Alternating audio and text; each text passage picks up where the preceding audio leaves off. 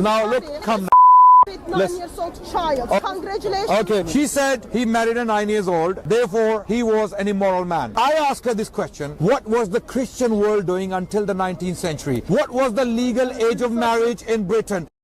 Dawa apologetics and polemics are beyond embarrassing. This is a tu quoque fallacy, or another variation of the tu quoque would be whataboutism. Here's the definition of it for you Muslims so you can stop constantly committing it because it's embarrassing. The law in Britain as late as 1880, when a woman was governing Britain. Who was the woman? Queen Victoria. And the age of marriage for girls in Britain was what? Anyone? 7. Christian country. I get this age from the commentaries of William Blackstone. It states the marriageable age for girl is 7. It doesn't stop there. Let's go to the US. In Pennsylvania, 10. Before you jump to the Prophet of Islam in the 7th century and call him immoral man, you are condemning by extension all of your Christian brethren from 19th century backwards for 2,000 years.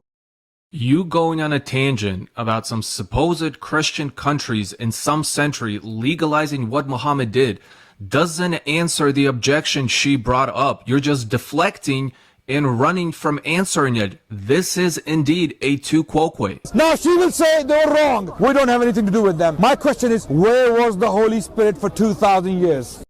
So it sounds like you conceded that your prophet marrying a child is wrong. Now, concerning your second point, it sounds like you're saying, why would the Holy Spirit supposedly allow child marriage for 2,000 years in some supposed Christian nations? First, the scriptures make it clear that a girl must be past the flower of youth in order to be ready for marital relations. In other words, it was common sense to not marry a child. And two, your argument seems to be a version of the atheist problem of evil objection. If God all good, why bad happen? This is a very poor argument, as you're assuming the Holy Spirit allowing a said thing rather than the free will of man doing a said thing. And three, let's say I grant you your premise. This would still be a blatant false equivalence fallacy, as you're comparing the perfect moral example and the prophet of your entire religion to some supposed Christian nations allowing child marriage. Now, if you're arguing that the scriptures or Christian history doesn't explicitly condemn child marriage, this is just an argument from silence fallacy. As I mentioned earlier, it was always common sense among Christians based on the scriptures and Christian history to not marry children. And you finding cases among supposed Christian figures and nations